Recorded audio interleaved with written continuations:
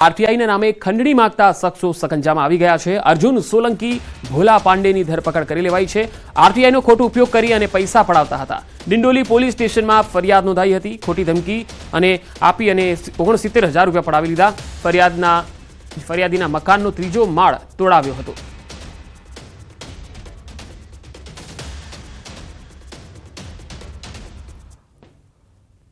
પોલીસે આ બંને આરોપીઓ વિરુદ્ધ ગુનો નોંધેલ છે। આ બંને લોકોએ અવારનવાર એસએમસી ખાતે આ ઉપરાંત પોલીસ સ્ટેશન ખાતે પણ બહુ બધી અરજીઓ બહુ બધા લોકોની સામે કરેલ છે। આમાંથી જે અર્જુનસિંહ ફતેહસિંહ સોલંકી છે એ પોતે અગાઉ એક ગુનામાં સામેલ હતો કે જેમાં છેડતી મારામારી પ્રકારનો ગુનો એના વિરુદ્ધ નોંધાયેલો હતો। સુરત શહેરમાં હની ટ્રેપના કિસ્સાઓ વધ્યા છે। વરાછા પોલીસ સ્ટેશનમાં વધુ એક હની ટ્રેપની ફરિયાદ નોંધાઈ। પુણા ગામે રહેતા સામાજિક કાર્યકર પ્રવીણ ભાલાડા સામે ફરિયાદ નોંધાઈ। પ્રવીણ ભાલાડા અને એક મહિલા સામે ફરિયાદ નોંધાઈ છે। ફરિયાદીને લોનના બહાને મહિલા પાસે ફોન કરાવી અને બાદમાં કાવતરું કર્યું હતું।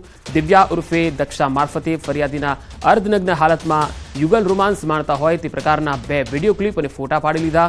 રેપના કેસમાં ફસાવી અને ધમકી આપી અને ફરિયાદી પાસે 14 લાખ પડાવી લીધા। વરાછા પોલીસે આ બાબતે ગુનો નોંધી અને તપાસ હાથ ધરી। ફરિયાદની હકીકત જોતા પ્રવીણ વિઠ્ઠલભાઈ ભાલાળા કે જે અન્ય એક મહિલા સાથે મળી અને આ 14 લાખ રૂપિયાનું એક્સટોર્શન કરેલું છે એ બાબતની ફરિયાદ નોંધાયેલી છે। સુરેન્દ્રનગરમાં ફરી ખનીજ ચોરી અંગે કડક કાર્યવાહી હાથ ધરાઈ। ચોટીલા પ્રાંત અધિકારી સહિતની ટીમ દ્વારા થાન તાલુકામાં રેડ પાડવામાં આવી। આ રેડ દરમિયાન જામવાડી ગામની સીમ તેમજ ભડુલા વિસ્તારમાં 150 જેટલા કાર્બોસેલના કૂવામાંથી ખનીજ ચોરી પકડી પાડવામાં આવી। સાથે જ જેટલા શ્રમિકોનું સ્થળ પરથી રેસ્ક્યુ કરવામાં આવ્યું હતું। ખનીજ વિભાગની આ રેડ બાદ ભૂમાફિયાઓમાં ફફડાટ ફેલાયો છે। આ રેડ દરમિયાન છે એ લગભગ 150થી પણ વધુ જે લાઈવ કૂવા છે કાર્બોસેલના ખનન માટે એ મળી આવેલા છે।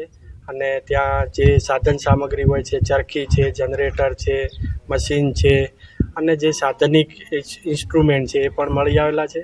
તમામે તમામ જે જથ્થો છે એ જથ્થો જપ્ત કરી અને આગળની કાર્યવાહી ચાલુ છે।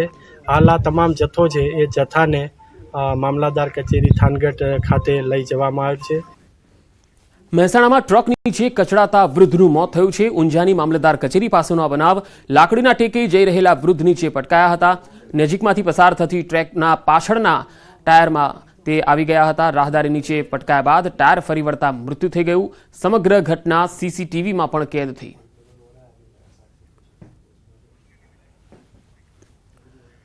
સુરતમાં એક મહિલા કાર ચાલકે અકસ્માત સર્જ્યો। સુરતના સિંગણપુર વિસ્તારનો આ બનાવ। મહિલાની કાર ડિવાઈડર સાથે અથડાઈ હતી। અકસ્માતની ઘટના સીસીટીવીમાં કેદ થઈ। સમગ્ર મામલે સિંગણપુર પોલીસે તપાસ હાથ ધરી હતી। અકસ્માતની ઘટના તમે સીસીટીવીમાં જોઈ શકો છો। આ મહિલા કાર ચલાવી રહી હતી અને તેણે ફૂલ સ્પીડમાં કાર હંકારી હતી। સિંગણપુર વિસ્તારમાં આ બનાવ સીસીટીવીમાં કેદ થયો।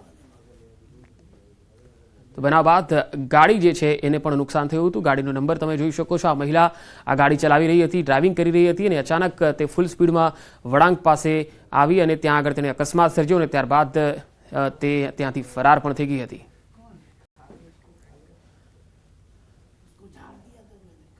ભરૂચમાં સર્વિસ રોડના ખાડામાં એક કાર ખાબકી ગઈ। શ્રાવણ ચોકડી નજીક રોડની બાજુમાં કાર ખાબકી। ભરૂચમાં ઘણી વખત બ્રિજનું કામ ઘણા સમયથી ચાલી રહ્યું છે અને આ જ કારણથી ટ્રાફિકની સમસ્યા પણ વધી રહી છે। બ્રિજના સાઈડ પર સર્વિસ રોડનું પણ કામ ચાલી રહ્યું છે। એ દરમિયાન ગાડીએ સ્ટીયરિંગ પરનો કાબુ ગુમાવતા ગાડી પલટી ગઈ હતી। સદનસીબે કોઈ જાનહાનિ થઈ ન હતી।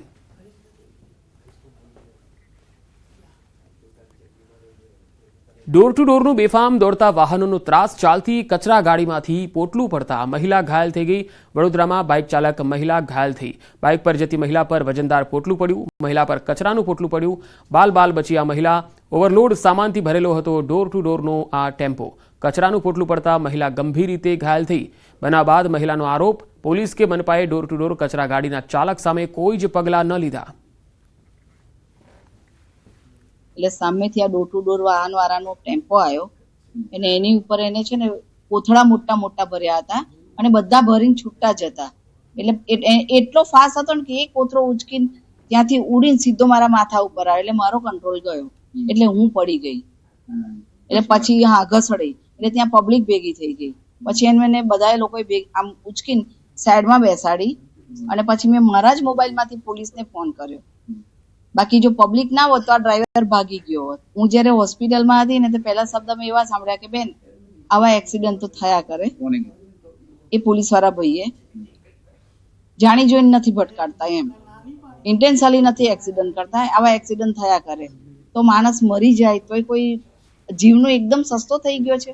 બધાને ખબર છે કોર્પોરેશનની ગાડી હતી એ કોઈ બેનને ભટકાઈ, બરાબર છે, તોય કોર્પોરેશન તરફથી કોઈ ફોન નથી આવ્યો.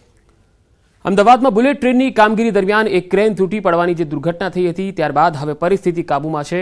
ઘટના બાદ રદ થયેલી તમામ ટ્રેનો રાબેતા મુજબ ચાલુ કરી દેવાઈ. વહેલી સવારે ટ્રેકને ક્લિયરન્સ આપવામાં આવ્યું હતું. સવારે 5:45 વાગે પ્રથમ ટ્રેન હેમખેમ રવાના થઈ ગઈ.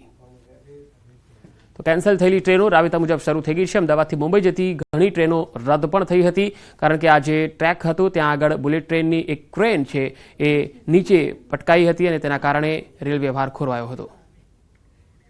સવારે 4:41 એને ટ્રેકને ક્લિયર કરવામાં આવ્યો છે. ટ્રેકને ક્લિયરન્સ આપ્યું, ઓએચઈને ક્લિયરન્સ આપ્યું છે. પહેલી ગાડી ગુડ્સ ટ્રેન રવાના કરી હતી 5:45 વાગે. એના પછી સેકન્ડ ગાડી જે હતી તે ગોરખપુર અમદાવાદ ગાડીને સક્સેસફુલી રવાના કરી. એના પછી લોકશક્તિ ગાડી ગઈ છે. એમ પ્રમાણે ગાડીનો સિલસિલો ચાલતો ગયો અને હવે એકદમ બધી ગાડી હવે નોર્મલ રીતે ચાલી રહી છે. દાહોદનો બહુચર્ચિત નકલી કચેરી કેસ ફરીથી ચર્ચામાં આવ્યો. આ પ્રકરણમાં સંડોવાયેલા બંને ભાઈઓ વિરુદ્ધ કોન્ટ્રાક્ટરે ફરિયાદ નોંધાવી. નકલી સરકારી કચેરી કૌભાંડમાં માસ્ટરમાઇન્ડ 2 આરોપીઓએ કોન્ટ્રાક્ટરને કામ આપ્યા બાદ પૈસા ન ચૂકવતા ફરિયાદ નોંધાઈ. કોન્ટ્રાક્ટર દ્વારા બોરવેલ, કૂવા તથા ચેકડેમનું કામ કરવામાં આવ્યું હતું, પરંતુ પૈસાની ચૂકવણી ન થતા કોન્ટ્રાક્ટરે પૈસા માંગતા તેને મારી નાખવાની ધમકી આપી. ત્યારે હાલ પોલીસે ગુનો નોંધી આગળની કાર્યવાહી હાથ ધરી છે. બધું કામ 1,28,00,000 રૂપિયાનું કર્યું હતું. એના અંદર એ પૈસા મેં નથી લીધા. જે તે સમયે જે તે દુકાનોમાંથી મેં માલ સામાન લીધો છે એ દુકાનોના ખાતા નંબર મેં આપ્યા છે, તો એ દુકાનોમાં એ પૈસા આપ્યા છે. જે તે દુકાનોમાં લીધો એ દુકાનોમાં એ લોકોએ પૈસા આપ્યા છે. રેતી, કપચી, સિમેન્ટ, લોખંડ ને જે તે ઇટાચી મશીન, બોરવેલ એમના પૈસા એમને આપ્યા છે. ને બધાના એનામાંથી અડધા પૈસા 2-5 લાખ રૂપિયાના બધાના બાકી છે. ને એમના એ લોકો એમના મજૂરી ધંધા કરવા આવે ને એમના લીધે એ લોકોના અકાઉન્ટ પર સીઝ કરી દીધા છે. ને મારા ખુદનું અકાઉન્ટ સીઝ કર્યું છે. અમને નથી ખબર કે આ નકલી કચેરી ચલાડે છે કે આ લોકો નકલી સરકાર હાથે ફ્રોડ કરે છે. ને આજ સુધી અમારા પર એવા કોઈ જાતના ગુના દાખલ થયા નથી. કોન્ટ્રાક્ટરનું કામ કરે છે અને જેની ઓળખાણ 2020-21માં આ કામના જે આરોપીઓ છે એઝાઝ મહેમદ જાકીર અલી સૈયદ અને અબુબકર જાકીર અલી સૈયદ નાઓ સાથે થયેલી. તેઓએ એમને કીધેલું કે ભાઈ અમે તમે મેઇન કોન્ટ્રાક્ટ સરકારી કોન્ટ્રાક્ટ અમે રાખીએ છીએ અને તમારે પેટા કોન્ટ્રાક્ટમાં મારી સાથે કામ કરવાનું છે તેમ કહી એની પાસેથી દાહોદ જિલ્લાના અલગ અલગ જગ્યાએ ચેક ડેમો તેમજ અન્ય કોન્ટ્રાક્ટના કામો કરાવડાવેલા. પણ આ કામો કરાવ્યા બાદ આ કામના જે ફરિયાદી છે એમને કોઈપણ જાતનું પેમેન્ટ કે કરેલું નહીં. ત્યારબાદ આ જે ફરિયાદી છે તેમની પાસે અવારનવાર પૈસાને બાબતે પૂછપરછ કરતા આ કામના જે સામાવાળા બંને આરોપીઓ છે તેમના ફરિયાદીને જાનથી મારી નાખવાની ધમકી આપેલ અને એને બીભત્સ ગાળો બોલી, જે અંતર્ગત ઝાલોદ પોલીસ સ્ટેશન ખાતે ગુનો રજીસ્ટર કરવામાં આવેલ છે. ખેડાના માતરમાં મહેલજમાં પુરવઠા વિભાગના દરોડાનો જે મામલો હતો, મોડી રાત સુધી જેન્ટલ એગ્રો ઇન્ડસ્ટ્રીઝમાં પુરવઠા વિભાગના દરોડા ચાલ્યા હતા. સમગ્ર બાબતે જિલ્લા પુરવઠા અધિકારી અક્ષય પારગીનું નિવેદન. ગઈકાલે બાતમી મળી હતી કે મહેલજ ગામે સરકારી અનાજનો જથ્થો છે, જ્યાં તે બાતમીના આધારે મામલતદાર સાથે ગોડાઉનમાં દરોડો કર્યો, જેમાં ગોડાઉનમાં 283 ટન ઘઉં, 63 ટન અને 34 ટન બાજરીના જથ્થો હોવાનું માલુમ પડ્યું. આ જથ્થાનું સ્ટોકપત્ર માંગતા તેઓ રજૂ કરી શક્યા નહોતા, જેના આધારે આ જથ્થો સીઝ કરી કલેક્ટર સાહેબને કેસ સોંપવામાં આવ્યો. અંદાજિત 1.40 કરોડ રૂપિયાનો જથ્થો હોવાનું માલુમ પડ્યું. સરકારી અનાજનો આ જથ્થો છે કે કેમ તેના સેમ્પલ લઈ અને પૃથ્થકરણ માટે ગાંધીનગર મોકલાયા છે.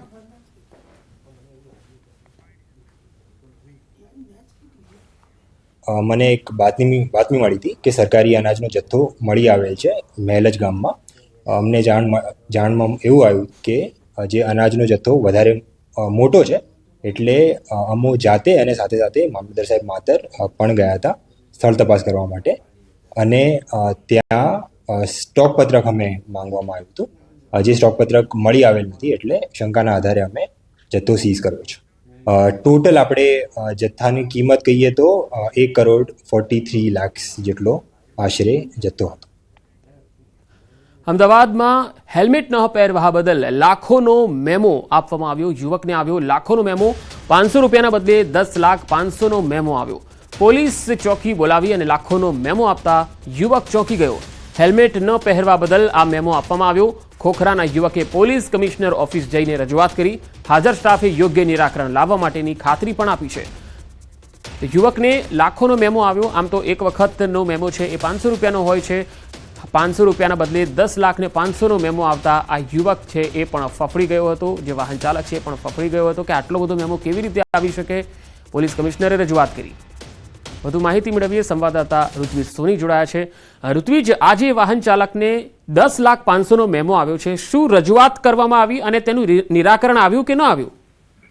હજી પંકજ, વાત કરીએ તો આ જે યુવક છે, જ્યારે તેને પોલીસ ચોકીએ બોલાવવામાં આવ્યો હતો અને આ મેમો આપવામાં આવ્યો હતો ત્યારે પોતે પણ ચોંકી ગયો હતો. કારણ કે જેની કિંમત હતી, જે મેમોની દંડની રકમ હતી, તે દંડની રકમ 10,05,500 હતી. એટલે જ્યારે યુવકને આ મેમો આપવામાં આવ્યો હતો ત્યારે તેણે આ દંડની રકમને લઈને પોલીસ કમિશનર ઓફિસ પહોંચ્યો હતો અને રજૂઆત પણ કરી હતી. જોકે જે હાજર સ્ટાફ તેને મળ્યો હતો તેઓએ પણ તેને આશ્વાસન આપ્યું હતું કે તેની જે યોગ્ય રજૂઆત છે તે પહોંચાડવામાં આવશે અને યોગ્ય નિરાકરણ પણ લાવવામાં આવશે કે ક્યાંક ને ક્યાંક ભૂલ થઈ હોઈ શકે છે. એટલે જે હેલ્મેટ ન પહેરવા માટેનો જે કાયદેસરની દંડની રકમ છે તે ચૂકવવા માટેની જે આશ્વાસન છે તેને આપવામાં આવ્યું હતું. જોકે મહત્વની બાબત તો એ છે કે જ્યારે તેના હાથમાં મેમો આવ્યો હતો ત્યારે તે ચોંકી ગયો હતો. કારણ કે જે દંડની રકમ હતી તે ખૂબ જ મોટી હતી. એટલે યુવક પાસે જ્યારે આ મેમો આવ્યો હતો ત્યારે તેણે કમિશનર ઓફિસ જઈને પણ રજૂઆત કરવી છે. જી ઋત્વિજ, આભાર માહિતી